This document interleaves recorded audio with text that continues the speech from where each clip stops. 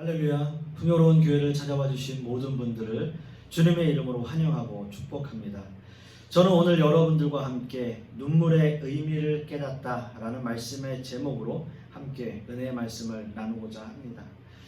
저는 지난 2주간에 걸쳐서 죽은 나사로를 살리시는 그 예수님의 사건에 대해서 함께 이야기를 나누었는데요. 오늘은 그 세 번째 마지막 나사로에 관한 설교라고 할 수 있습니다. 예수님께서 죽은 나사로를 살리시는 이 사건은 우리가 생각하는 것보다 훨씬 더 큰 영적인 메시지를 담고 있다라는 말씀을 드렸습니다. 그저 여느 기적의 사건들처럼 예수님의 어떤 신적 능력만 보여주시는 것이 아니라 예수님이야말로 인간의 생사 화복을 주관하시는 진정한 메시아이심을 오늘의 이 사건을 통해서 보여주고 계시는 것이죠. 어떤 의미에서 보면 예수님께서는 분명한 의도를 가지고 이 사건을 주도하고 계셨는데 예수님이 지금 나사로의 무덤 앞에 오셔서 눈물을 흘리고 계시다는 겁니다. 과연 이 눈물의 의미는 무엇일까요? 예수님께서는 무엇 때문에 눈물을 흘리고 계시는 것일까요? 오늘의 말씀의 배경을 좀 더 상세하게 살펴보면요. 당시에 나사로가 장사되었던 장소인 베다니라고 하는 지역은 예루살렘과 굉장히 가까운 위치에 있었습니다. 지금 거리로 환산한다면 약 2.8km 정도의 아주 가까운 거리였는데요. 그리고 나사로의 죽음을 조문하러 온 유대인들이 많았다라고 성경은 전하고 있는 것을 보면 마리아와 마르다 그리고 나사로는 당시에 아주 유력한 가문의 집안이었던 것으로 보여집니다. 또한 이렇게 문상객이 많았다라고 하는 것은 그만큼 예수님께서 죽은 나사로를 살리시는 이 기적의 사건을 많은 사람들이 목격했다라고 하는 것을 의미하기도 하는 거죠. 예수님이 베다니에 도착하셨다는 말을 듣고 일단 마르다가 예수님을 맞이하러 나갑니다.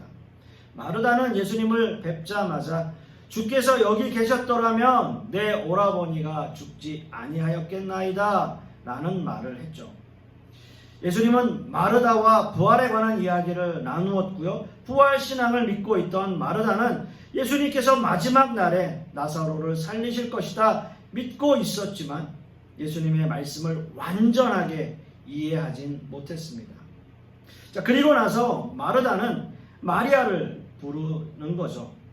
예수님은 아직 마을로 들어오지 않으시고 마르다와 말씀을 나누시던 그곳에 그대로 서 계셨습니다. 예수님이 마르다를 만난 자리에서 함께 집으로 가지 않으시고 마리아를 기다리신 것은 어떤 의미에서 보면 예수님이 마리아에게 따로 하고 싶은 말씀이 있으셨던 것이 아닐까 추측해 봅니다. 그러나 마리아 역시 예수님을 뵙자마자 주께서 여기 계셨더라면 내 오라버니가 죽지 아니하였겠나이다 라고 마르다와 같은 말을 하게 되는 거죠. 마리아와 좀 더 조용히 말씀을 나누고 싶으셨던 예수님은 마리아와는 그렇게 깊은 대화를 나누지 못한 채 나사로의 무덤으로 곧바로 향하게 되는 겁니다. 왜냐하면 마리아를 따라온 많은 유대인들이 그곳에 함께 있었기 때문인 것이죠. 마리아와 마리아를 따라온 유대인들은 이미 눈물을 흘리며 나사로의 죽음을 애도하고 있었습니다. 이들이 흘리는 그 눈물의 의미는 슬픔의 눈물이었을 겁니다. 어떤 의미에서 보면 참 사랑하는 사람을 먼저 떠나보내야 하는 안타까움의 눈물이기도 하겠죠. 그리고 이제는 모든 것이 다 끝났구나.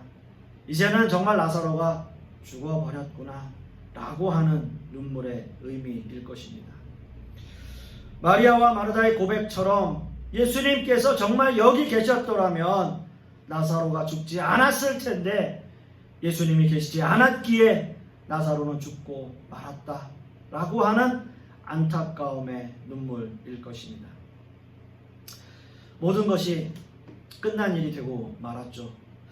그렇기에 그들은 하염없이 눈물을 흘리고 있었던 겁니다. 그런데요, 이 눈물을 보시고 예수님은 더 이상 대화를 하지 않으십니다. 그리고 예수님은 나사로의 무덤 앞으로 가시는 거죠. 나사로의 무덤 앞에서 예수님 역시 조용히 눈물을 흘리십니다.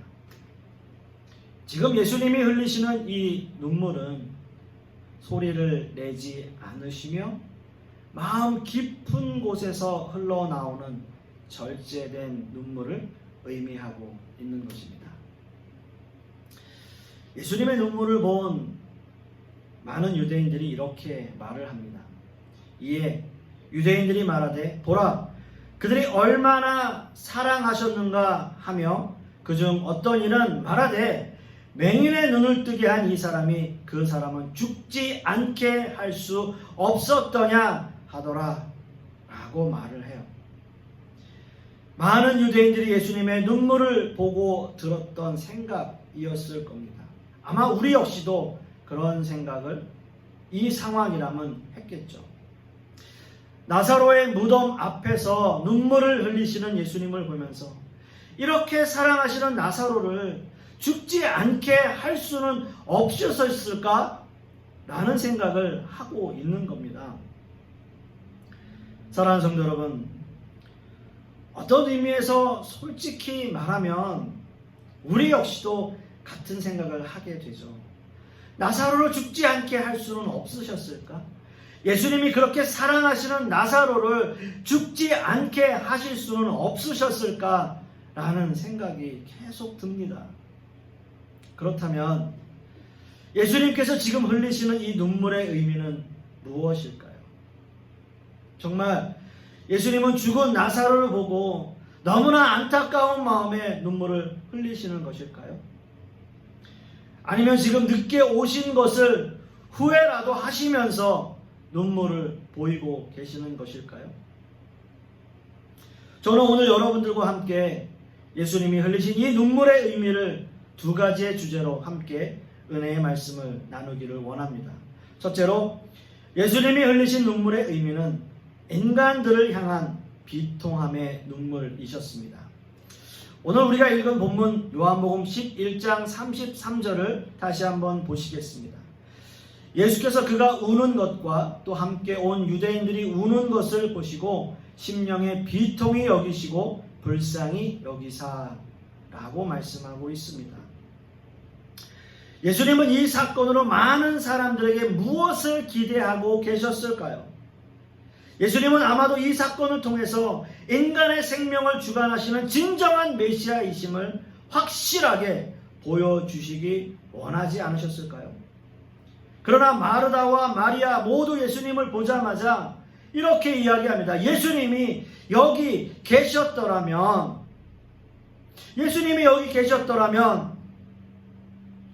다소 원망과 아쉬움이, 안타까움이 담겨 있는 말씀을 예수님께 전하고 있습니다.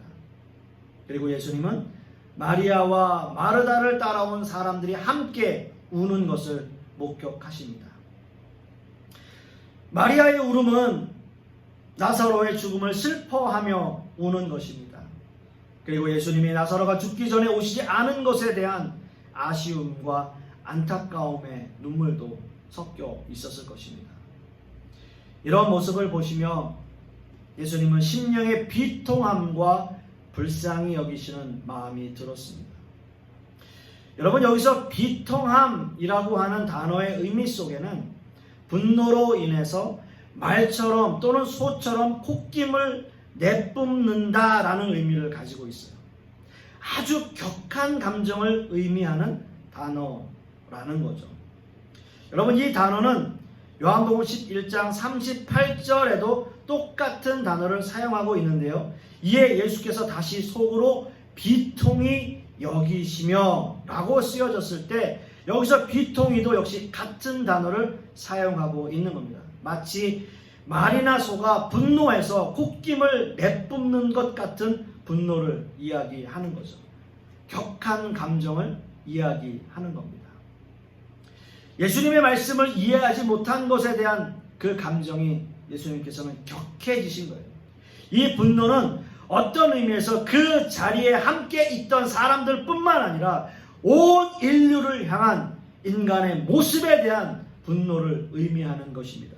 사망의 권세에 지배당하고 있는 범죄한 인간의 모습으로 인해 예수님은 의로운 분노를 드러내고 계시는 것이죠. 생명의 주관자이신 인간의 생사화복을 주관하시는 그 예수님이 지금 그들과 함께 있음에도 불구하고 그들은 그 생명을 바라보지 못하고 있어요. 예수님께서는 계속 말씀하셨어요. 살아날 것이다. 다시 살아날 것이다. 나사로가 죽은 것이 아니다. 다시 살아날 것이다. 라고 말씀하셨지만 지금 마리아와 마르다는 아닙니다, 주님.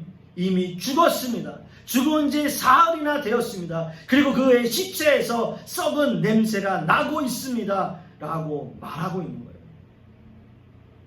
그리고 그 자리에 함께 있던 많은 사람들은 그 예수님의 모습을 보면서 마치 조롱이나 하듯이 나사로를 죽지 않게 할 수는 없었더냐. 그렇게 사랑하는 사람인데 눈먼 자도 고치시는 그 예수님이 이 사랑하는 나사로를 죽지 않게 할 수는 없었더냐 라고 이야기하는 거예요. 더 이상 예수님께서는 말씀을 하지 않으세요. 더 이상 말씀을 하지 않으십니다. 그렇습니다.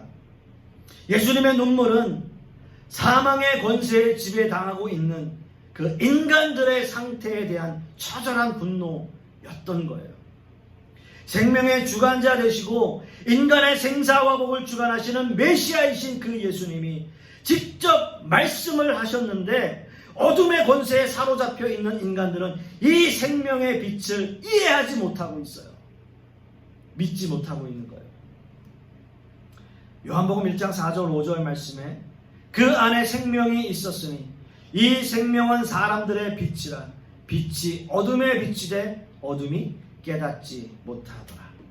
그리고 요한복음 1장 9절에서 11절 말씀에도 참 빛 곧 세상에 와서 각 사람에게 비추는 빛이 있었나니 그가 세상에 계셨으며 세상은 그로 말미암아 지은 바 되었으되 세상이 그를 알지 못하였고 자기 땅에 오매 자기 백성이 영접하지 아니하였으나 라고 말하고 있습니다.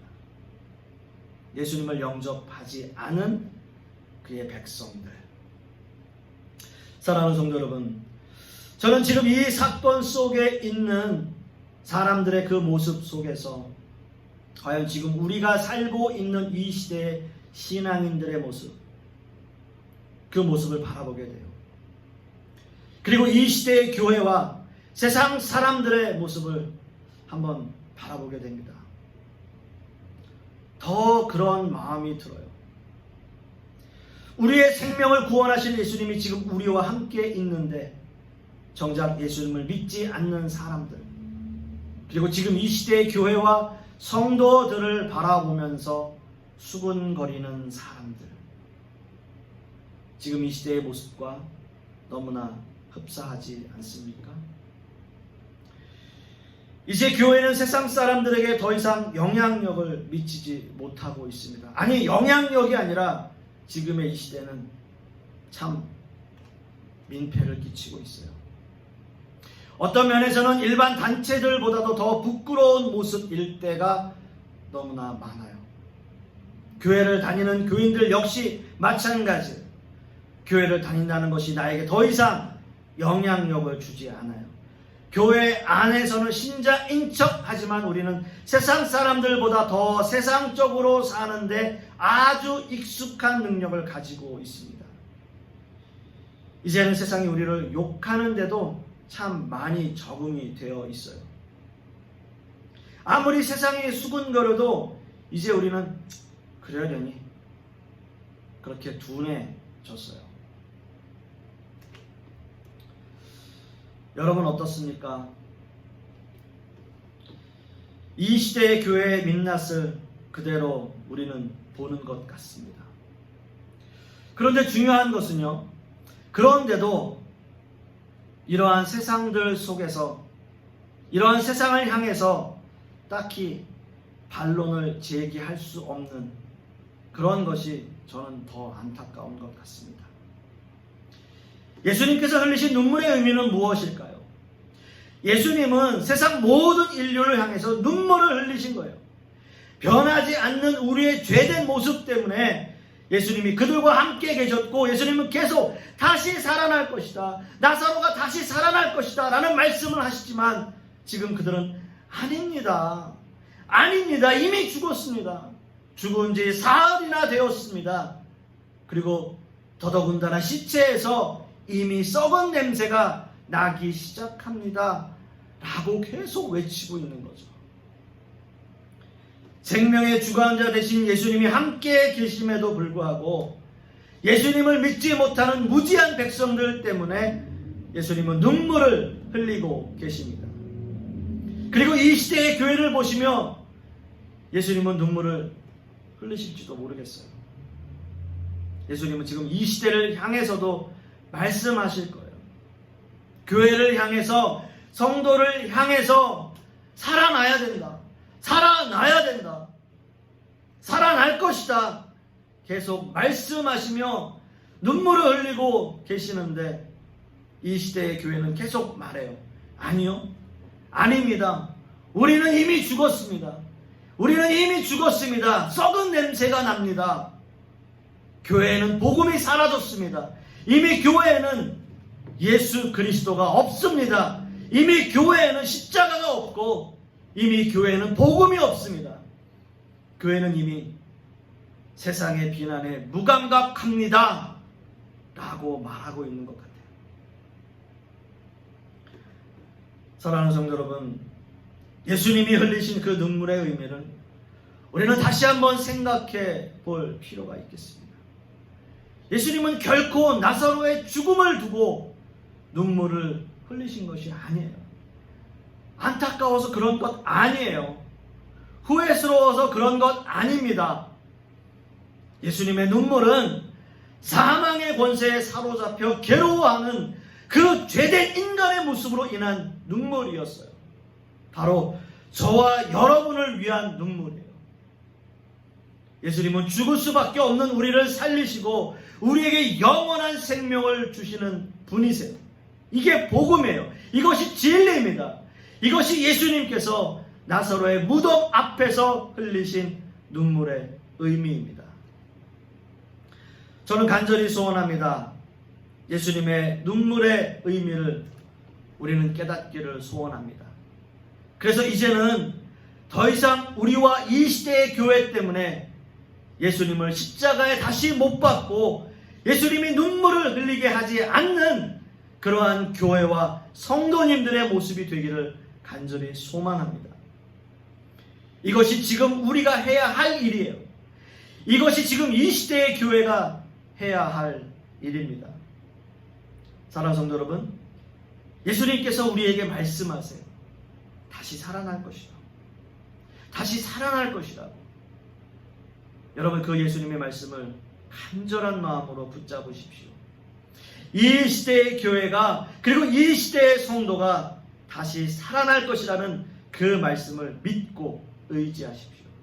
그리하여서 예수님이 흘리신 그 눈물의 의미를 깨닫고 다시 살아나는, 그래서 우리나라의 교회가 다시 부흥하는 그러한 역사와 하나님의 은혜가 경험되는 저와 여러분들이 되시기를, 그리고 우리 교회가 되기를 간절히 소망하겠습니다. 두 번째는요, 예수님이 흘리신 눈물의 의미는 인간을 불쌍히 여기시는 사랑의 눈물이었습니다. 오늘 읽은 본문의 말씀 요한복음 11장 33절에서 35절의 말씀을 우리가 다시 한번 읽겠습니다. 예수께서 그가 우는 것과 또 함께 온 유대인들이 우는 것을 보시고 심령에 비통히 여기시고 불쌍히 여기사 이르시되 그를 어디 두었느냐 이르되 주여 와서 보옵소서 하니 예수께서 눈물을 흘리시더라 라고 말씀하고 있습니다. 예수님이 눈물을 흘리시기 전 예수님은 마리아와 또 마리아를 따라온 유대인들이 함께 우는 모습을 보시고 심령에 비통히 여기셨고 또한 불쌍히 여기셨습니다. 말하자면 이것을 좀 직설적으로 표현을 하면 처음에는 좀 화가 나셨고 그리고 그 다음 불쌍한 마음이 들었다라는 거예요. 불쌍히 여기사라는 단어의 그 의미 속에는 스스로 동요되었다라는 의미가 함축되어 있습니다. 즉 예수님은 사람들의 불신앙과 무지에 대해서는 분노와 함께 화가 나셨지만 동시에 죽을 수밖에 없는 인간의 죄악된 모습으로 인해 불쌍한 마음이 드셨던 거예요. 예수님의 눈물은 인간들을 향한 사랑의 마음이었습니다. 죽음을 당한 나사로를 향한 안타까운 마음이 아니라 죄된 인간의 모습으로 죽을 수밖에 없는 인간의 그 상태에 대한 사랑의 마음이라는 거죠. 인간 스스로는 돌이킬 수 없는 그 죽음이라는 형벌을 받고 있는 인간을 향하신 예수님의 눈물을 의미하고 있는 겁니다. 여러분, 구약의 선지자 예레미야는 눈물의 선지자라는 별칭을 가지고 있습니다. 이스라엘 민족을 위해서 하염없이 눈물을 흘리신 선지자입니다. 예레미야 9장 1절 말씀을 보시면 어찌하면 내 머리는 물이 되고 내 눈은 눈물 군원이 됐고 죽임을 당한 딸 내 백성을 위하여 주야로 울리로다 라고 말씀하고 있어요. 예레미야 선지자는 멸망당할 수밖에 없는 이스라엘의 미래를 보았어요. 하나님의 말씀에 순종하지 않으면 모두 멸망당하고 바벨론의 포로로 끌려갈 수밖에 없음을 그는 경고하고 있습니다. 그럼에도 불구하고 하나님의 말씀에 순종하지 않고 패역한 생활만을 일삼는 그 민족을 바라보며 눈물을 흘릴 수밖에 없었던 거예요. 죽을 수밖에 없는 그 민족의 모습을 바라보는 선지자의 심정은 과연 어떤 마음이었을까요? 어떤 심정이었을까요? 정말 이 민족을 사랑하지 않으면 이렇게 눈물로 호소할 수 있을까요? 예수님 또한 마찬가지입니다. 예수님은 예루살렘 성을 입성하시며 예루살렘 성을 바라보시며 눈물을 흘리셨어요. 누가복음 19장 41절에서 44절까지의 말씀을 보시면 가까이 오사 성을 보시고 우시며 이르시되 너도 오늘 평화에 관한 일을 알았더라면 종을 좋을 뻔하였거니와 지금 내 눈에 숨겼었도다. 날이 이를지라 내 원수들이 토둔을 쌓고 너를 둘러 사면으로 가두고 또 너와 및 가운데 있는 내 자식들을 땅에 메어치며 돌 하나도 돌 위에 남기지 아니하리니 이는 내가 보살핌을 받는 날을 알지 못함을 이남이니라 하시니라 라고 말씀하고 있습니다. 얼마나 안타까운 이런 말씀이에요. 여기서 우시며 라는 그 단어의 의미는 단순히 눈물을 흘리시는 것이 아니라 소리를 내어 통곡하는 것을 의미하는 단어예요. 소리를 내어 통곡하는 것. 예수님께서는 많은 사람들이 예수님의 예루살렘 입성을 환영하며 예수님을 따르고 있는데 그런 무리들은 아랑곳하지 않고 지금 그 자리에서 소리를 내어 통곡하며 울고 계시는 겁니다. 예수님의 눈물은 민족을 향한 그 안타까움과 사랑의 눈물입니다. 예수님을 배척하고 예수님을 믿지 않았던 민족에게 그들에게 닥칠 엄청난 불행을 예고하며 눈물을 흘리고 계시는 겁니다. 여러분, 역사적으로도요, 예루살렘 성은 AD 70년 로마의 디도 장군에 의해서 함락되었습니다. 예루살렘 성을 함락시키기 위해서 급작스럽게 파병된 로마의 군대가 3일 만에 토성을 쌓아 성을 포위했고요.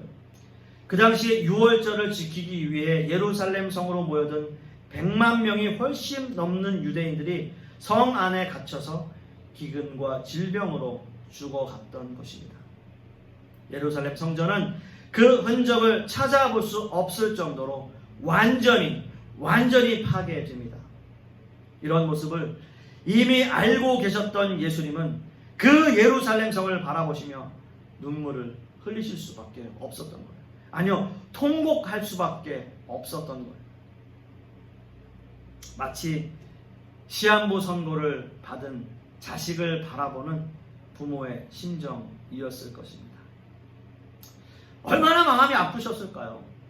우리도 마찬가지잖아요. 자식을 키우면서 아이가 조금만 아파도 마음이 그렇게 아픈데 죽음이라는 형벌을 당하고 있는 온 인류를 바라보시는 그 예수님의 마음, 그 마음은 어떠셨겠습니까? 그렇기 때문에 이렇게 죽음의 형벌을 당하고 있는 그 인류를 구원하시기 위해서 예수님은 이 땅에 죽으러 오신 거예요. 십자가를 지시러 오신 거예요. 예수님은 하나님의 아들이시지만 육신의 몸을 가지고 이 땅에 사람으로 오신 거예요. 이 예수님이 우리를 위해서 십자가를 지신 겁니다. 이 십자가의 은혜로 말미암아 우리는 값없이 영생을 허락받은 겁니다. 이게 하나님의 사랑이에요. 예수님의 사랑이에요. 그 사랑의 눈물의 결정체예요. 사랑하는 성도 여러분, 예수님이 흘리신 그 눈물의 의미는 우리 인간을 향한 사랑의 눈물이에요. 우리를 너무나 사랑하셨기에 그 사망 권세에 붙들려 있는 우리의 모습이 너무나 안타까우셨던 거예요. 죽음이라는 그 형벌 아래 놓일 수밖에 없는 우리의 모습 때문이에요. 그렇기 때문에 예수님께서는 요한복음 3장 16절 말씀에 하나님이 세상을 이처럼 사랑하사 독생자를 주셨으니 이는 그를 믿는 자마다 멸망하지 않고 영생을 얻게 하려 하심이라. 하나님이 세상을 이처럼 사랑하사 독생자를 주셨으니 이는 그를 믿는 자마다 멸망하지 않고 영생을 얻게 하려 하심이라. 사랑하는 성도 여러분, 우리가 너무나 잘 아는 성경 구절이잖아요. 여러분, 이 의미가 느껴지십니까? 이 의미가 여러분 가슴에 사무치십니까? 여러분 마음에 사무치십니까? 그렇습니다, 여러분. 하나님께서는 우리를 너무 사랑하셨기에 하나님의 독생자 아들을 아낌없이 우리에게 주셨는데, 그리고 하나님께서는 독생자 아들 예수 그리스도께서 십자가에 달려 죽으시는 그 모습을 외면하시기까지 우리를 사랑하셨는데, 과연 예수님이 우리의 모습을 보시면 어떠실까요? 사랑하는 성도 여러분, 이것이 하나님의 사랑이에요. 하나님의 독생자 아들 예수 그리스도를 우리를 위해서 기꺼이 내어주신 분, 그분이 바로 우리의 아버지가 되시고 나의 하나님이 되십니다. 말씀의 결론을 맺습니다. 예수님께서 흘리신 그 눈물로 인해서 우리는 새로운 생명을 얻은 하나님의 자녀가 되었습니다.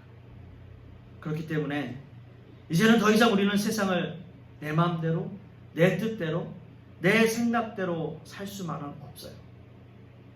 저와 여러분이 이제 예수님의 눈물의 의미가 무엇인지 깨닫고 그 눈물의 의미를 안다면 우리는 더 이상 죄된 인간의 모습이 아니라 하나님이 원하시는 교회와 성도의 모습으로 살아야 할 것입니다. 그렇다면 여러분, 여러분의 삶을 통해서 이러한 모습을 증명해 보이십시오. 이제는 더 이상 예수님의 눈에서 눈물을 흘리게 하지 마십시오. 이제는 더 이상 예수님을 다시 십자가에 못 박는 그러한 행동은 하지 마십시오. 이번 한 주간 예수님의 눈물의 의미를 깨닫고 예수님께서 원하시는 진정한 신자의 모습으로 사시는 저와 여러분들이 되시기를 간절히 소망하겠습니다. 기도하겠습니다.